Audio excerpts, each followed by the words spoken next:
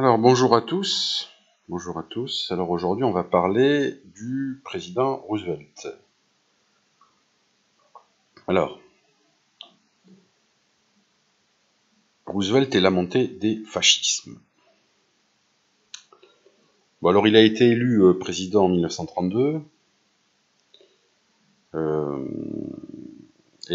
fait il va trouver une situation économiquement terrible, avec évidemment la crise, le jeudi noir de 1929, et il va lancer son fameux New Deal, c'est-à-dire une nouvelle politique économique qui consistera en fait à une relance de type keynésienne, avec des grands travaux, etc., etc. Alors, sa politique du bon voisinage. Alors Roosevelt était plutôt un pacifiste, hein, et il entreprit ce qu'on a appelé the Good Neighbor Policy. Donc voilà sur l'image. Hein. Understand our southern neighbors, comprendre nos voisins du sud. Alors il a rompu un peu avec la doctrine Monroe de 1823, hein, qui précisait en fait que le continent américain était la chasse gardée des États-Unis. Donc il a rompu un peu avec cette...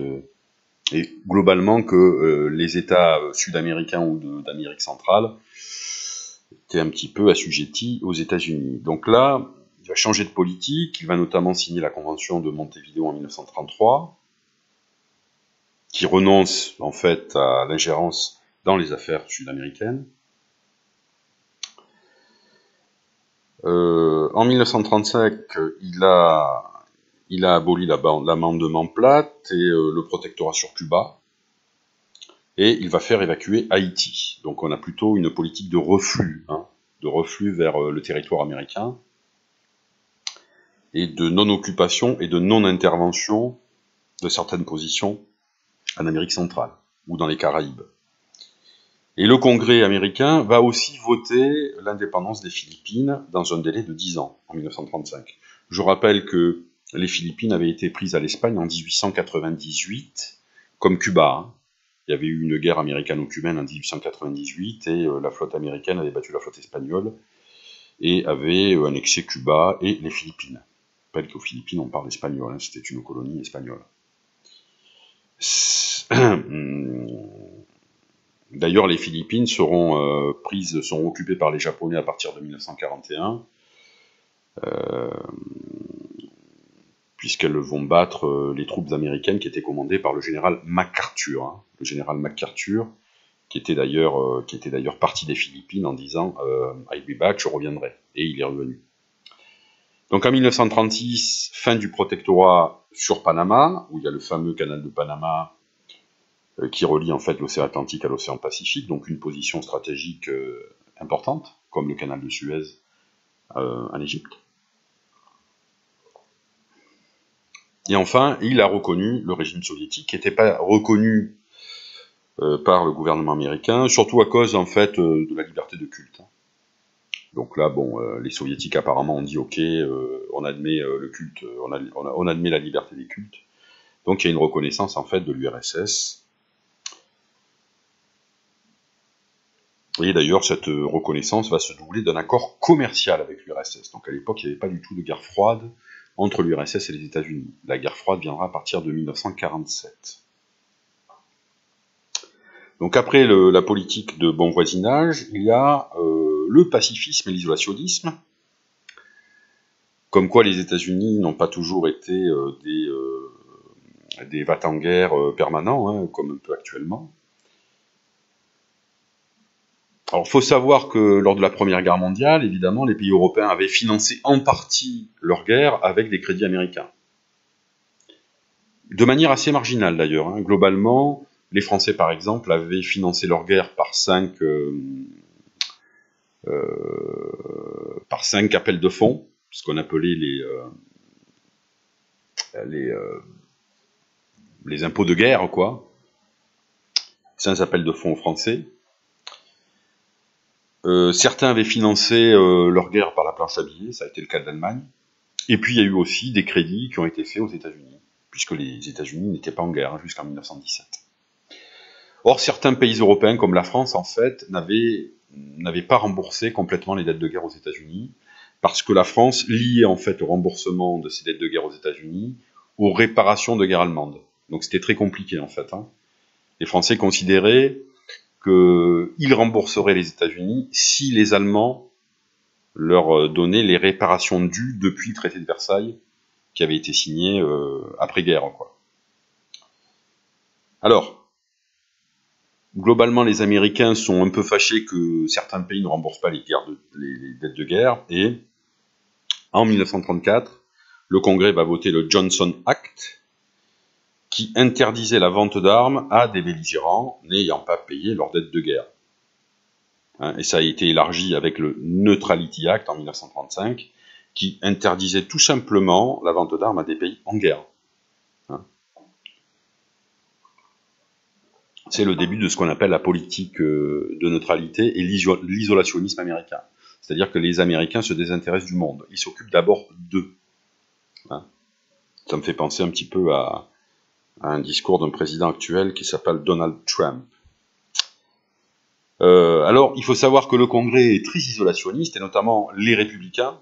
Il y a deux républicains qui sont très connus, qui s'appellent les sénateurs Nye et Borah, qui sont très attachés à l'isolationnisme. Ce qui en fait laissa assez peu de manœuvre au président Roosevelt pour aider les démocraties européennes face à la montée des fascismes.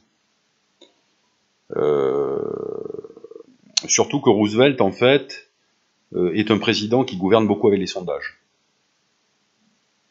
C'est dans les années 30, en fait, que les sondages sont apparus pour les élections politiques, et Roosevelt est très friand de sondages.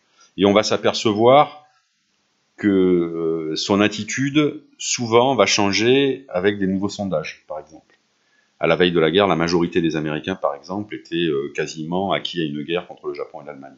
Alors que ce n'était pas du tout le cas dans les années 30.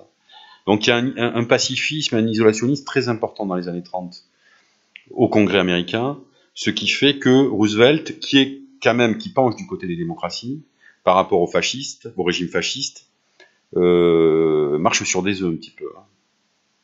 Vous savez que le président des États-Unis n'a pas tous les pouvoirs, et que le Congrès, il doit souvent passer par le Congrès, et que le président des États-Unis n'avait pas le droit, par exemple, de déclarer la guerre lui-même. Il fallait qu'il passe par le Congrès.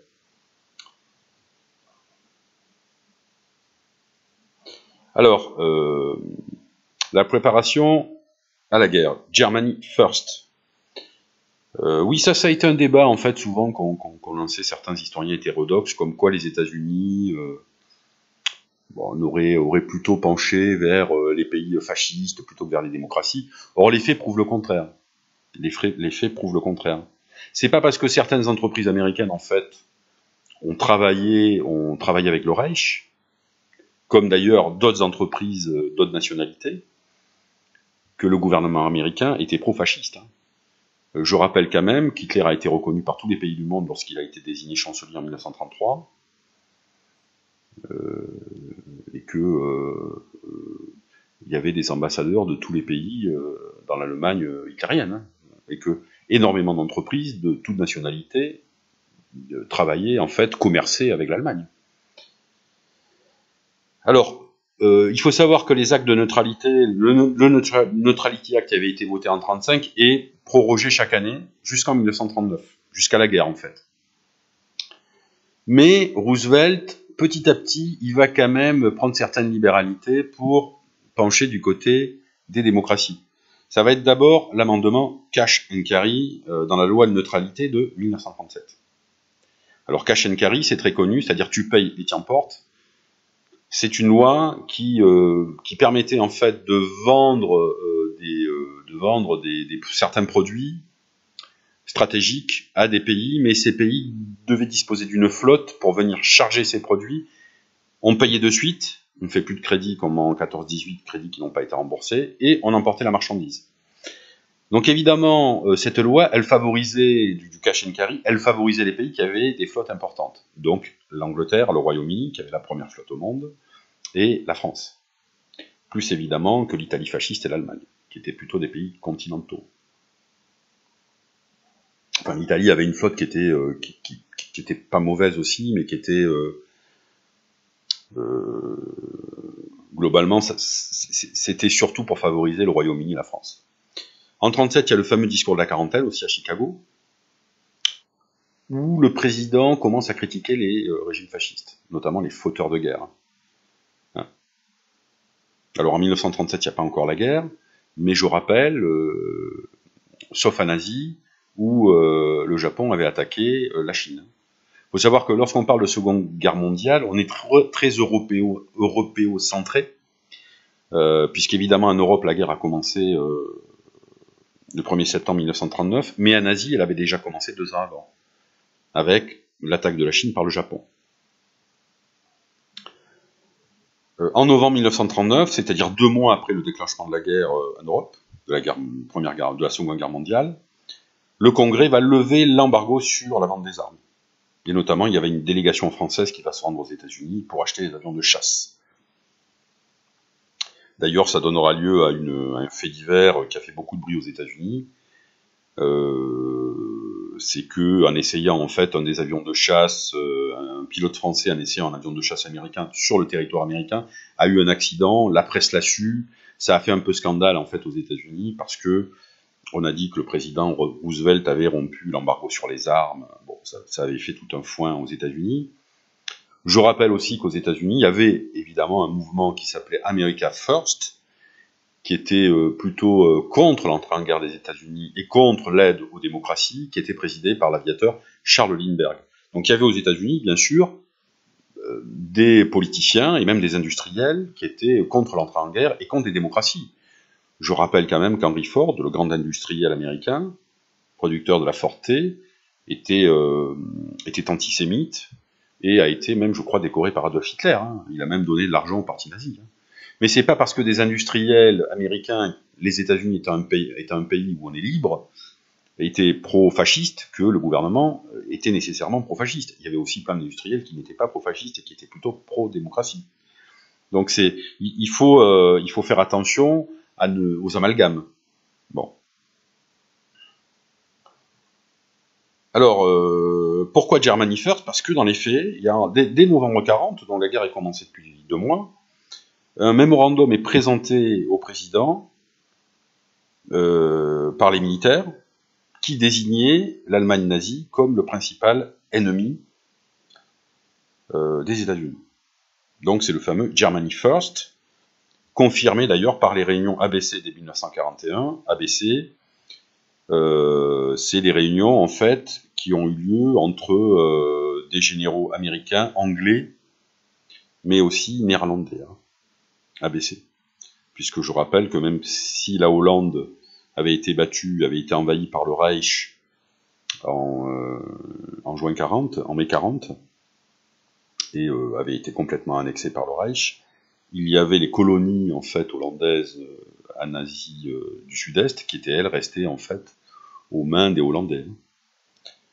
Donc avant de rentrer en guerre, en fait, avant d'être attaqués à Pearl Harbor par les Japonais en décembre 41, les Américains déjà faisaient des réunions avec les Anglais pour planifier déjà quasiment la future entrée en guerre. Alors en décembre 40, on est 3 mois après le début de la guerre, on a l'expression de Roosevelt qui disait que les États-Unis étaient l'arsenal des démocraties. Ça voulait dire ce que ça voulait dire, c'est-à-dire que les États-Unis allaient aider les démocraties, notamment le Royaume-Uni, puisque la France s'était battue, en leur livrant des armes, et n'allaient pas aider ni l'Italie fasciste, ni l'Allemagne nazie. Ce qui annonçait en fait la loi Lend-Lease, ou la loi Pré-Bail, qui fut votée le 11 mars 1941, et qui fut considérée en fait par les Allemands comme une véritable déclaration de guerre, puisque la loi Pré-Bail, c'est la possibilité de livrer des armes, et pas que des armes, hein, des ressources du pétrole, des vêtements, des camions, à tous les pays qu'elle considère comme alliés, c'est-à-dire le Royaume-Uni, mais aussi l'URSS. La loi Pré-Bail du 11 mars 1941, je rappelle que Hitler 3 mois plus tard attaquera l'URSS, s'adresse à tous ceux qui sont ennemis des Allemands et des Italiens, et des Japonais. Donc le parti pris de Roosevelt était clair, c'était bien Germany First. Et lorsque l'Allemagne va attaquer l'URSS le 22 juin 1941, très rapidement, Harry Hopkins, l'envoyé spécial de Roosevelt, va aller à Moscou dès l'été 1941 et va signer un accord avec les soviétiques pour la livraison de chars, de camions, de jeeps, de rations alimentaires, qui va certainement permettre à l'URSS de ne pas s'effondrer par rapport à l'offensive nazie. Il faut savoir que globalement, les armées soviétiques vont rouler avec du matériel américain, avec du carburant américain. Les troupes vont marcher avec des souliers américains et vont manger de la bouffe américaine, des rations américaines. Voilà. Je vous remercie. Bonne journée.